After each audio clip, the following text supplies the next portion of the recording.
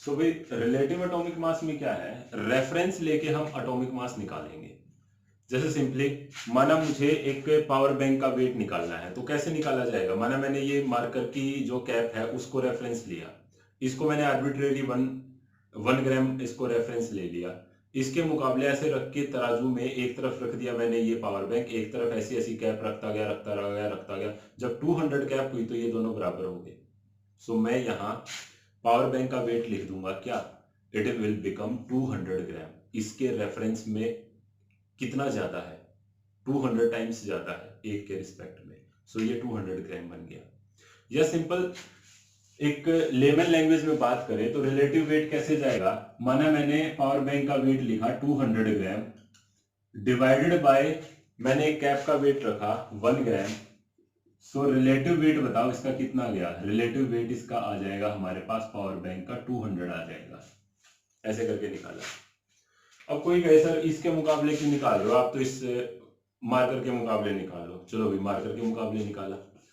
Marker का एक का वेट लिया मैंने 10 ग्राम, मार्कर का वेट कितना लिया मैंने 10 ग्राम लिया, और ये है हमारे पास 200 ग्राम। तो बताओ मार्कर के रिस्पेक्ट में वेट कितना चला जाएगा, 200 डिवाइडेड बाय 10 लिया, तो इसको काटा तो हमने वैल्यू कितनी गई हमारे पास, दैट इज 20। तो देखो ये चेंज हो गया। ऐसे थोड़ी ना है कोई भी वेट हम इतनी वैल्यू याद रखें कि भाई ये हमारे एक ये पावर बैंक है इसका वेट 200 है, किसके मुकाबले, कैप के मुकाबले 20 है, मार्कर के मुकाबले। ऐसे किसी और चीज के रेफरेंस ले लेंगे तो ऐसे करके चेंज हो जाएगा। कितने वेट याद रखेंगे। सो रेफरेंस लेने का एक फंडा बनाया गया कि भाई नीचे जो रेफरेंस लिया जाएगा ना उसको आर्बिट्रेरी 1 रखेंगे। अब 1 कैसे बनाएंगे, इसको 1 तो नहीं बना सकते। सो इसको 1 बनाने के लिए हम क्या करेंगे, इसको ऐसे नहीं करेंगे हम करेंगे 200 डिवाइडेड बाय रेफरेंस को 1 बनाने के लिए 1/10 से मल्टीप्लाई कर देंगे। 1/10 से मल्टीप्लाई किया into weight of 1 marker that is 10 ग्राम। अब करके देख लो, ये 200 ग्राम था, 10 से 10 कट गया, ग्राम से ग्राम कट गया, 200 आया। मतलब रेफरेंस को 1 बनाने के लिए किसी ऐसे नंबर से मल्टीप्लाई करेंगे जिससे नीचे वाले की वैल्यू 1 आ जाए। अब जैसे एक और एग्जांपल ले ले, माना मैं मार्कर की बजाय मैं किसी और चीज के मुकाबले इसका वेट निकालूं, उस चीज का वेट है 20 ग्राम यानी 40 ग्राम ही ले लिया, तो मैं कैसे निकालूंगा इसका पावर बैंक का वेट, 200 डिवाइडेड बाय 1/40 इंटू 40, ताकि ये कटने के बाद ये आपस में कटते रहें। सो ऐसे रिलेटिव वेट लेते हैं भाई, मतलब नीचे रेफरेंस को यूजुअली 1 बना के हम चलते हैं। ऐसे ही सेम एटॉमिक मास को निकाला गया। एटॉमिक मास को जब निकाला गया तो रेफरेंस लिया गया कार्बन को।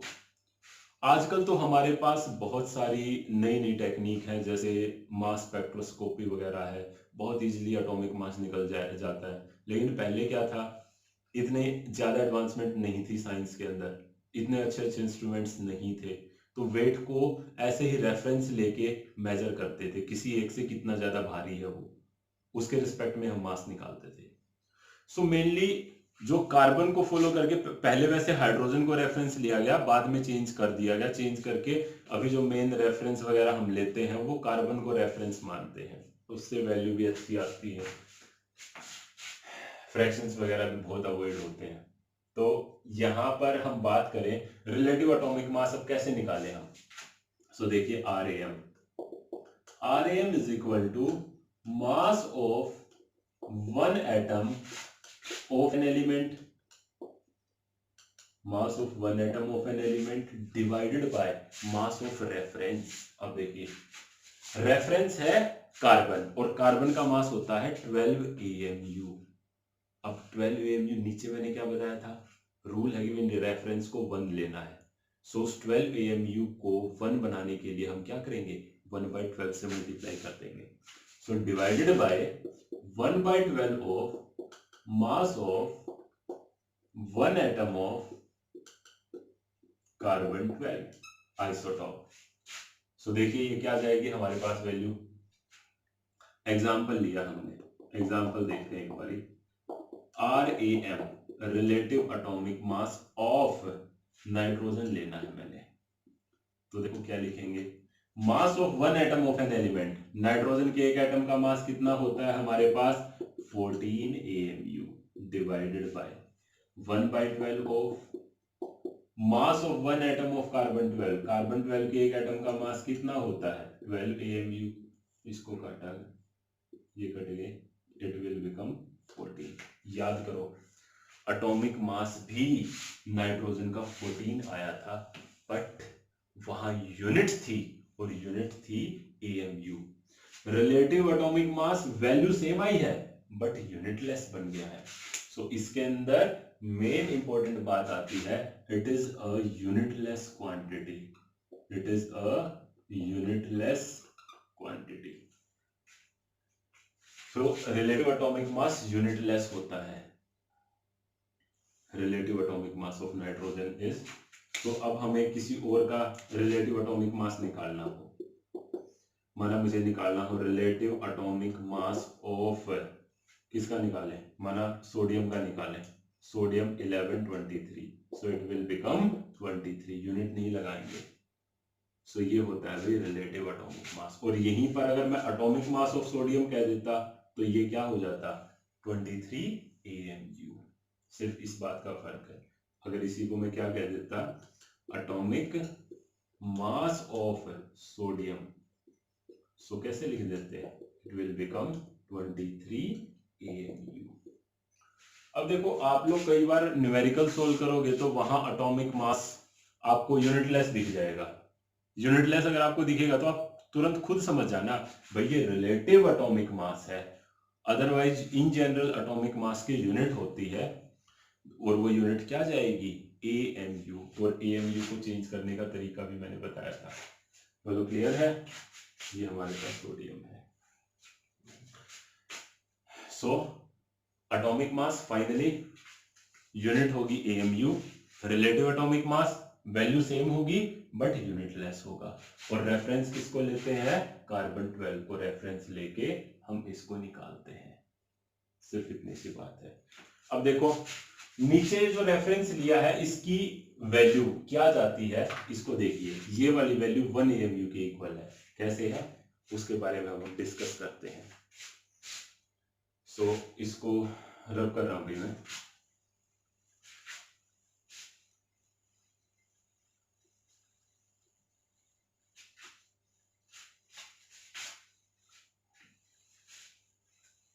देखो नीचे रेफरेंस को देखो, नीचे जो रेफरेंस लिखा था वो मैंने क्या लिखा था, रेफरेंस लिखा था 1/12 of mass of one atom of mass of an atom of carbon 12, it is equal to 1 AMU। Verify कर लो क्या ये है, देखो साइड में देख लो, 1/12 into mass of an atom of carbon 12, carbon 12 के एक एटम का मास कितना होता है 12 AMU, 12 से 12 कट गया, वैल्यू किसके इक्वल चली गई 1 AMU। यहाँ सो 1 AMU की क्या डेफिनेशन लिखेंगे, 1 AMU is 1/12 of mass of an atom of carbon 12 isotope is known as 1 AMU is 1/12 of mass of an atom of carbon 12 isotope and 1 AMU की value किसके equal जाती है, it is nearly equal to 1.67 या 1 into 10 to power minus 27 kg, nearly इतनी जाती है value, ये बात हमें याद रखनी है, ठीक है। थर्ड हमारे पास आता है भाई एवरेज एटॉमिक मास।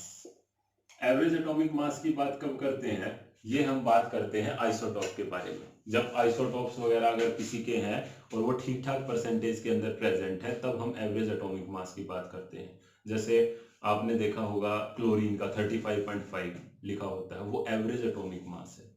सो ये बेसिकली जब आइसोटॉप्स होते हैं तब इसकी हम बात करते हैं, generally in case of isotope. So average atomic mass किसके इक्वल होगा, average atomic mass is equal to A1 x1 plus A2 x2 plus so on AN xn divided by 100। अब ये A1 क्या है, A1 A2 AN are atomic mass of isotopes. Isotopes का जो atomic mass है वो होगा A1 A2 AN, और जो हमारे पास x1 है x2 है xn है, that is their relative percentage abundance, that is their relative percentage abundance। relative percentage abundance का क्या मतलब है, माना जैसे हाइड्रोजन है, हाइड्रोजन के 3 आइसोटोप हैं, 1H1 1H2 1H3, तो उसमें कोई एक ज्यादा मात्रा में प्रेजेंट है, कोई किसी की परसेंटेज कुछ है, किसी की परसेंटेज कुछ है, तो जो उनकी परसेंटेज है ना x1 x2 xn, वो वहां पर रिलेटिव परसेंटेज एबंडेंस आ जाएगी। किसी के 2 आइसोटोप है तो 2 तक फॉर्मूला रह जाएगा, 3 है तो A3 x3 तक रह जाएगा। Fourth is molecular mass.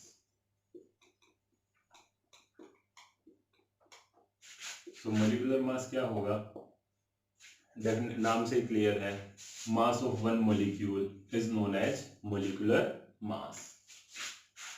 Mass of one molecule of a substance is known as molecular mass। अब ये भी सेम है भाई, मोलिकुलर मास की भी यूनिट जो जाएगी, unit will be AMU, it is also expressed in AMU, same ही है। लाइक मुझे निकालना हो मोलिकुलर मास ऑफ ऑक्सीजन, अब देखो भाई मोलिकुलर मास बोला है, इसका मतलब ये फ्री फॉर्म में आएगा। फ्री फॉर्म में ऑक्सीजन O की फॉर्म में एग्जिस्ट करेगा या O2 की फॉर्म में, O2 की फॉर्म में करेगा भाई। सो ये O2 से निकालेंगे तो ये कितना हो जाएगा, 2 एटम है और एक ऑक्सीजन के एटम का कितना मास लिया था हमने, 16 AMU। सो ये कितना हो गया हमारे पास, 32 AMU। ऐसे ही एक और मोलिकुलर मास ऑफ, माना हमने लिया नाइट्रोजन, ये ले लिया, सो ये N से निकालेंगे या N2 से, N2 obviously, 2 into 14 AMU, it will become 28 AMU, ये हो जाएगा। ऐसे ही थर्ड हम देखें, मोलिकुलर मास ऑफ वाटर।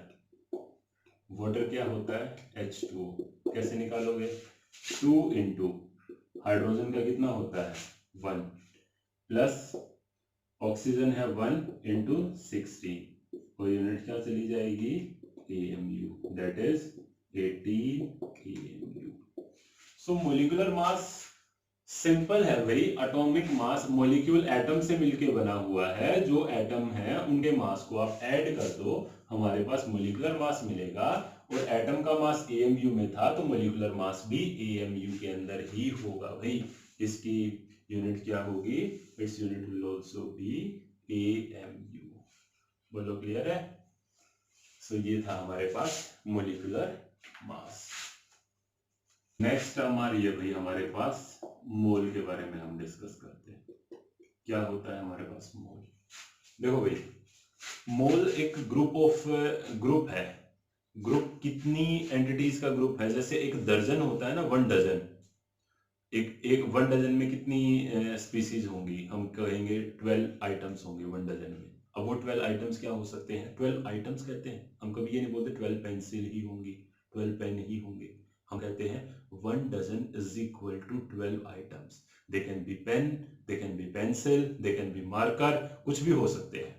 हाँ ये बोले 1 डजन पेंसिल तो डेफिनेटली है 12 पेंसिल होंगी, 1 dozen pen means 12 pen, 1 dozen marker 12 marker.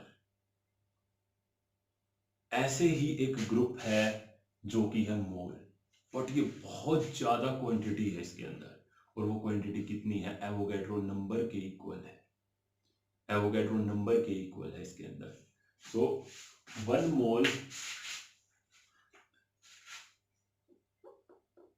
mole is amount of substance that contain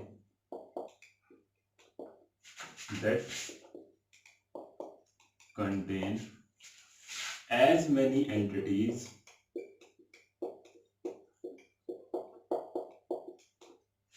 as there are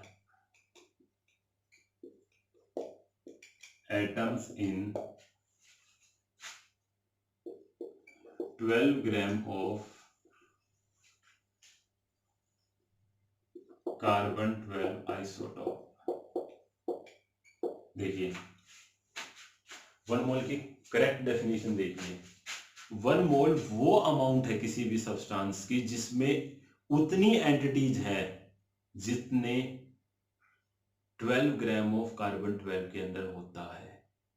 अब 12 ग्राम ऑफ कार्बन 12 के अंदर जो एंटिटीज का नंबर देखा गया वो पाया गया एवोगैड्रो नंबर के इक्वल पाया गया। तो यहां से हम कह सकते हैं 1 mole is equal to 6.023 into 10⁻23 entities. अब देखो डेफिनेशन देखो, ध्यान से सुनो, इसको बोलते हैं एवोगैड्रोस नंबर। ये जो हमारे पास नंबर आया है 6.023 इंटू 10⁻23, इसको हम बोलते हैं एवोगैड्रोस नंबर। और इसको हम बेसिकली यहाँ पर जो रिप्रेजेंट करेंगे Na से रिप्रेजेंट करेंगे। अब ये एंटिटीज क्या हो सकती हैं? They can be atom, they can be molecules, they can be ions. जैसे 1 dozen pencil 12 pencil, 1 dozen pen 12 pen, 1 dozen it will be written as 12 items. They can be pen, pencil, marker. Same 1 mole 6.023 into 10⁻23 entities. They can be atom, they can be molecule, or they can be ion. अब लेकिन मैं अगर यहाँ refer कर दूं 1 मोल atom, तो definitely है यहाँ आएगा 6.023 इंटू 10⁻23 एटम्स। मैं लिख दूं 1 मोल मोलिक्यूल्स 6.023 इंटू 10⁻23 मोलिक्यूल्स। सो अगर यहाँ कोई रेफरेंस मैंने लिख दिया है कि भाई ये एटम है या मोलिक्यूल है, यहाँ पर भी वही आएगा। यहाँ कुछ नहीं लिखा तो अपना ऐसे ही रहेगा। जैसे एक और 1 मोल ऑक्सीजन मोलिक्यूल्स। देखो ध्यान से समझना, ऑक्सीजन मोलिक्यूल्स का मतलब O2। तो देखिए 1 मोल ऑक्सीजन मोलिक्यूल, इसका मतलब क्या होगा? It will be having 6.023 into 10⁻23 oxygen molecules, O2 की फॉर्म में कह सकते हैं। ऐसे चला जाएगा। अब देखो इसी के अंदर, अब मैं एटम का नंबर पूछूं तो कैसे निकलेगा?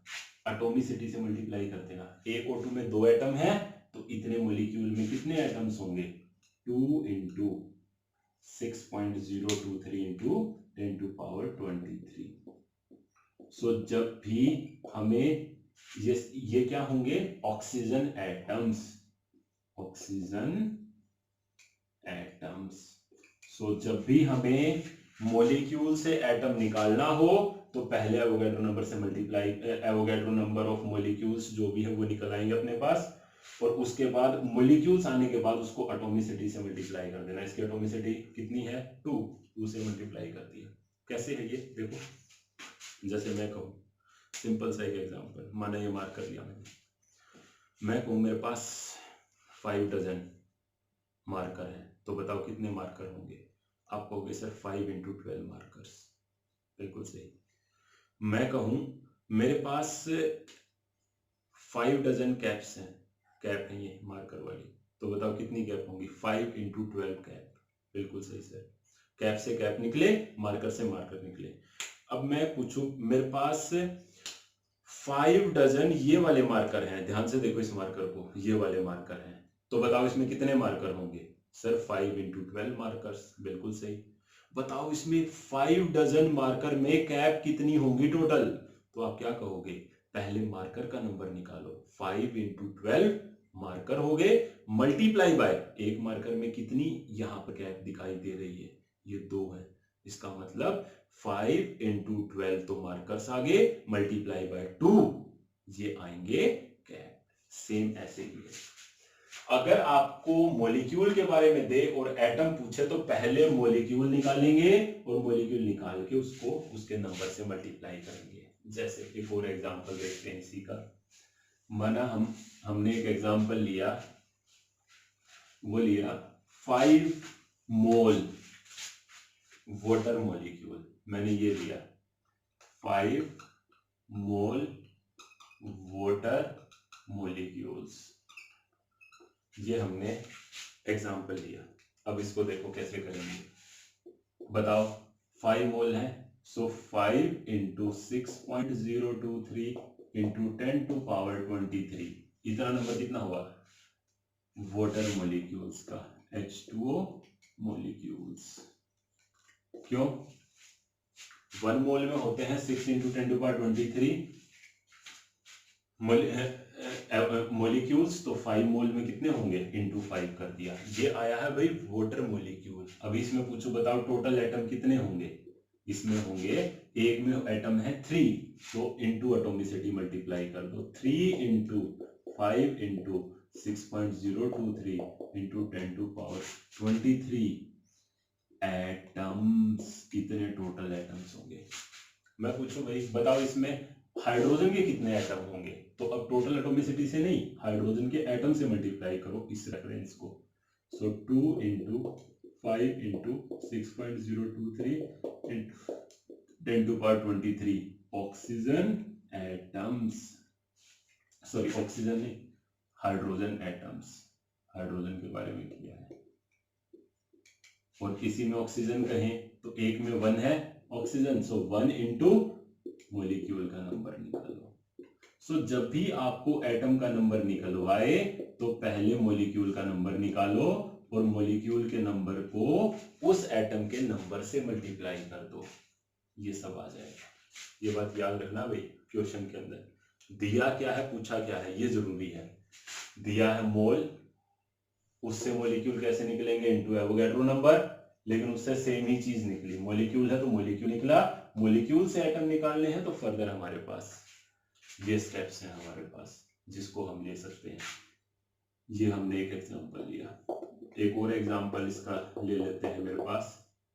माना मैंने कहा 7 मोल H2SO4, तो बताओ इसके अंदर कितने नंबर ऑफ वाटर मॉलिक्यूल, कितने नंबर ऑफ H2SO4 होगा? H2SO4 का नंबर तो कैसे जाएगा? 7 इंटू 6.023 इंटू 10 टू पावर 23 क्या होंगे? H2SO4 molecule. मैं पूछूं बताओ कितने इसमें ऑक्सीजन के एटम होंगे? तो मॉलिक्यूल का नंबर आ गया, तो ऑक्सीजन के नंबर से अब इसको मल्टीप्लाई कर दो। ऑक्सीजन एक H2SO4 में कितने होते हैं? 4 into 7 into 6.023 into 10 to power 23 oxygen atoms. मैं पूछूं बताओ इसके अंदर टोटल एटम कितने होंगे? 4 plus 1 5 plus 2 7, 7 into 7 into 6.023 into 10 to power 23 atoms, ये टोटल एटम्स है। नेक्स्ट हमारे पास टर्म आई है, that is molar mass. So molar mass क्या है? Mass of, it is the mass of 1 mole entities of a substance, of a substance, किसी भी सब्सटेंस की 1 मोल एंटिटीज का जो मास होगा that is known as molar mass. अब देखो इसके अंदर एक बात लिख रहा हूं, it is expressed in gram. It is expressed in gram. So देखो इसकी यूनिट ग्राम आ गई भाई, यहाँ ग्राम आता है। अभी तक एएमयू आ रहा था, एटॉमिक मास में, मोलिकुलर मास में एएमयू था, रिलेटिव एटॉमिक मास में यूनिट लेस था, बट इसके अंदर मोलर मास है तो इसकी यूनिट ग्राम जाएगी। कैसे आएगी वो ग्राम, उसके बारे में भी थोड़ा सा बताएंगे, बट मेन चीज यही है, इट इज एक्सप्रेस्ड इन ग्राम। अब ये बता रहे हैं भाई ये आया कैसे है। देखिए जैसे कहा मैंने, मास of one atom of oxygen, आपने क्या बताया, मास of one atom of oxygen हमने निकाला था, दैट वाज 16 AMU, बिल्कुल सही। अब मैं निकालू मास of one mole atoms of oxygen, कैसे आएगा। वन मोल के अंदर कितने एटम होते हैं भाई, वन मोल में हम कह सकते हैं कितने एटम होंगे, 6.023 इंटू 10⁻23 एटम्स होंगे। एक तरीके से इतने एटम का मास निकालना है। कैसे निकालोगे, एक एटम का 16 AMU, इतने एटम का मास कितना होगा, 16 इंटू 6.023 इंटू 10⁻23 क्या AMU है, तो AMU रहेगा। अब देखो वही चीज आ गई भाई पीछे, अगर मुझे किसी और एटम का किसी और के वन मोल का मास निकालना होगा तो मैं क्या लिखूंगा, माना नाइट्रोजन का निकालना होता है तो कैसे लिखूंगा, 14 इंटू 6.023 इंटू 10⁻23 AMU। बोलने में फिर से कितना बेकार लग रहा है, बार बार सेम चीज को रिपीट कर रहे हैं। तो इस यूनिट को एक्सपेंड करके देखा हमने, एक्सपेंड करते हैं इसको, 16 इंटू 6.023 इंटू 10⁻23 AMU की जगह वैल्यू पुट करी 1.67 इंटू 10⁻24 ग्राम। सर ये ग्राम लिखा है मैंने, वो -27 kg था, बट अब kg नहीं मैंने ग्राम लिखा है, बिकॉज kg के लिए, kg को ग्राम में कन्वर्ट करने के लिए 1000 से मल्टीप्लाई किया तो -27 -24 में चेंज हो गया। सो ये ग्राम लिखा है, ध्यान से देखना, इसलिए -24 है। अब आप एक चीज देखिए, अगर आप 6.023 को 1.67 से मल्टीप्लाई करेंगे नियरली 10 आएगा, क्योंकि 6 को आप 2 से मल्टीप्लाई करते हैं तो 12 आता है, इससे मल्टीप्लाई करेंगे तो नियरली 10 आएगा।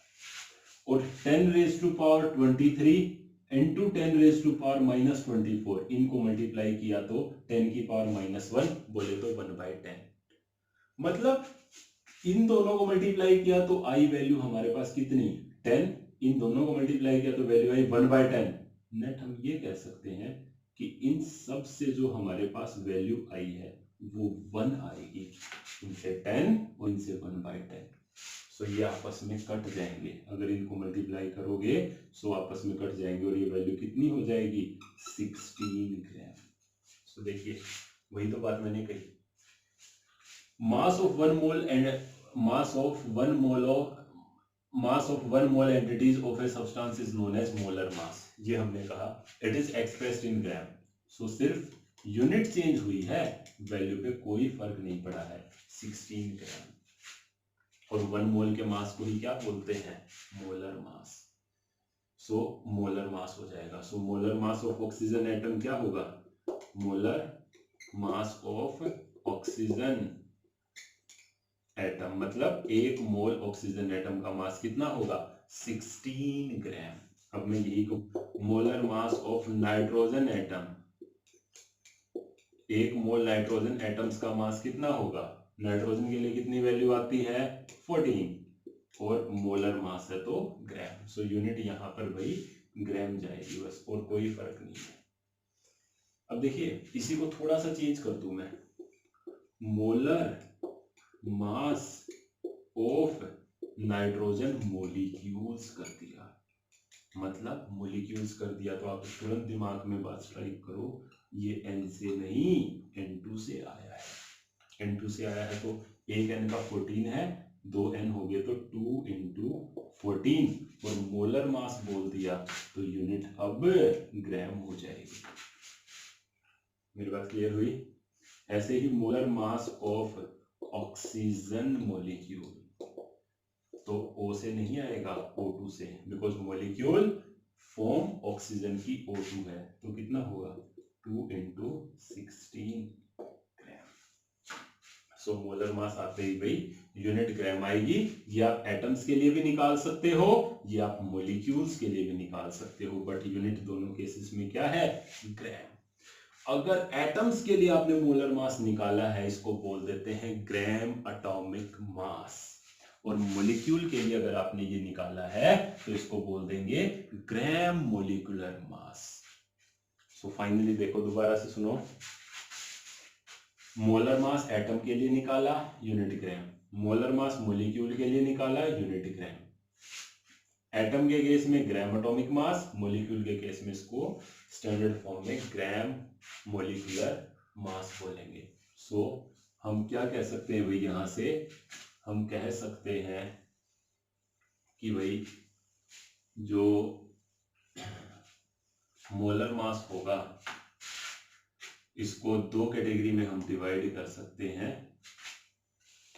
कौन कौन सी कैटेगरी है, it can be gram atomic mass और इट में बी ग्राम मोलिकुलर मास। तो ग्राम एटॉमिक मास हम किसके लिए बात करेंगे, ग्राम एटॉमिक मास ये हमारे पास एटम्स के लिए आ जाएगा, और इसकी यूनिट क्या जाएगी फिर, इस ग्राम एटॉमिक मास की ग्राम। ग्राम मोलिकुलर मास की भी यूनिट क्या जाएगी, gram, because it is a kind of molar mass. ये एक तरीके का मोलर मास है, तो भाई यूनिट हमारे पास इसकी ग्राम ही चली जाएगी। क्लियर है?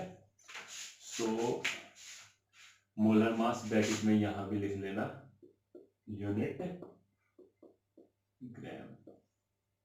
जैसे कुछ केस देखते हैं, एक दो डिस्कस करते हैं इसको, फाइनली सारी चीजों का कंक्लूजन। ग्राम एटॉमिक मास किसके लिए लिखा जाएगा, फॉर एटम्स, और ये किसके लिए लिखा जाएगा, फॉर मॉलिक्यूल्स।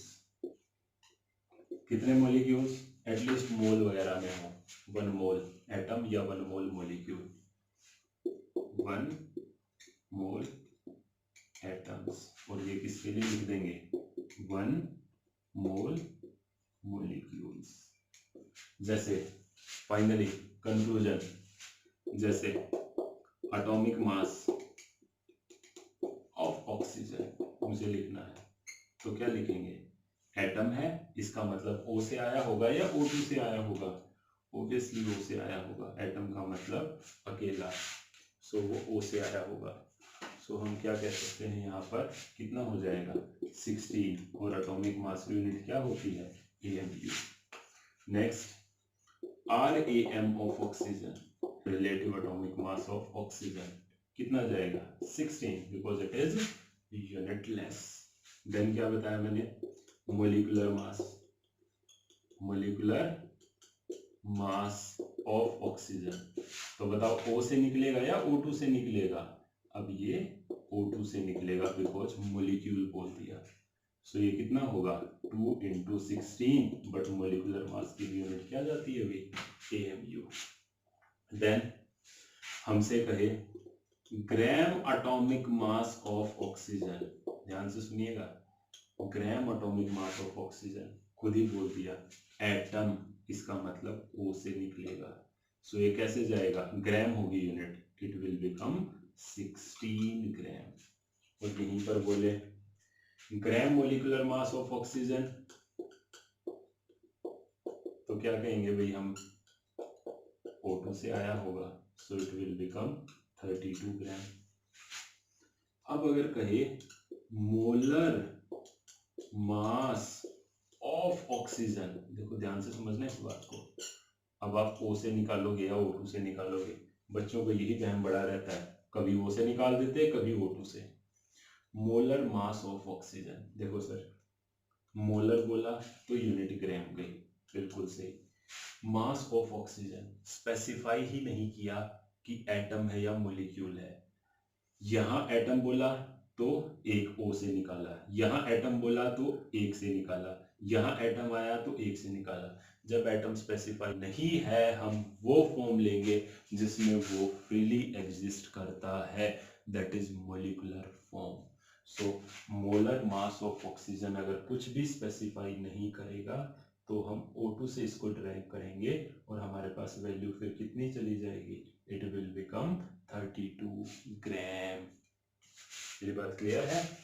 अगर आपको कहीं भी पूरी स्टेटमेंट में एटम की फील ही ना आए तो आप हमेशा किससे निकालोगे इसको, आप हमेशा निकालेंगे इसको जिस फॉर्म में वो फ्रीली एग्जिस्ट करता है, that is molecular form. So ये था भाई हमारे पास next, that is molar mass. Clear है।